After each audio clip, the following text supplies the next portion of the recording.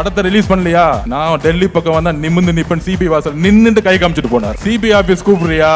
நான் வந்து நிக்கிறேன். முதல் என்கொயரியா ஒரு என்கொயரி கூட கேன்சல் பண்ணல, ஆப்சென்ட் ஆகல. வந்து நிக்கிற உண்மையை சொல்றதுக்கு நின்ன தலைவர் எங்க தலைவர்.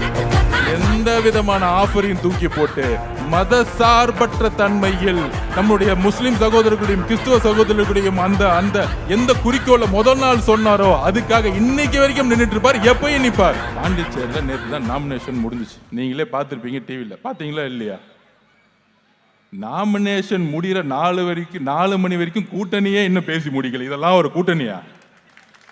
என்னடா 100 வருஷ கட்சி இது. இன்னொன்னு 75 வருஷம் கட்சியான் திமுக, இன்னொன்னு 100 வருஷ கட்சியான். நாமினேஷன் முடிய போது கூட்டணி முடியல. இன்னும் ஒரு அனுபவம் பார்த்தீங்களா இவங்களுக்கெல்லாம்? எவ்வளோ பெரிய அனுபவம், எவ்வளோ பெரிய ஒற்றுமை, மத நல்லிணக்க கூட்டணி. இந்த திமுக என்ன ஃப்ராடுத்தனம் பண்ணுது பார்த்தீங்களா?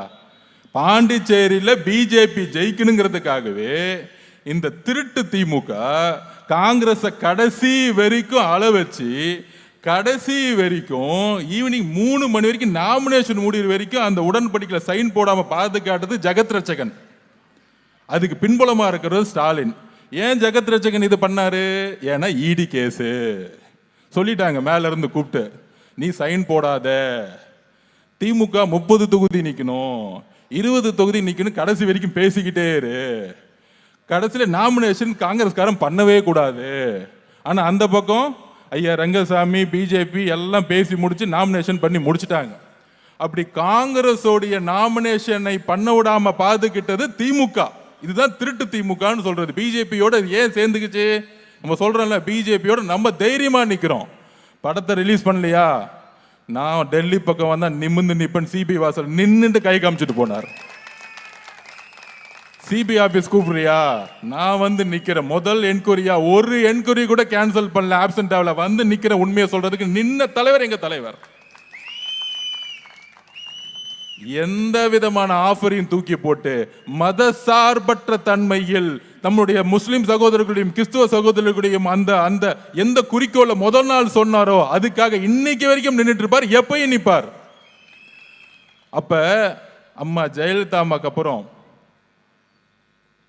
எம்ஜிஆர் அவர்களுக்கு அப்புறம் இந்த திமுகவை எதுக்கணும், டெல்லியில பிஜேபி எதுக்கணும்னா ஒரே உறுதியான தலைவர் இன்னைக்கு தமிழ்நாட்டில் நம்மளுடைய தலைவர் மட்டும்தான்.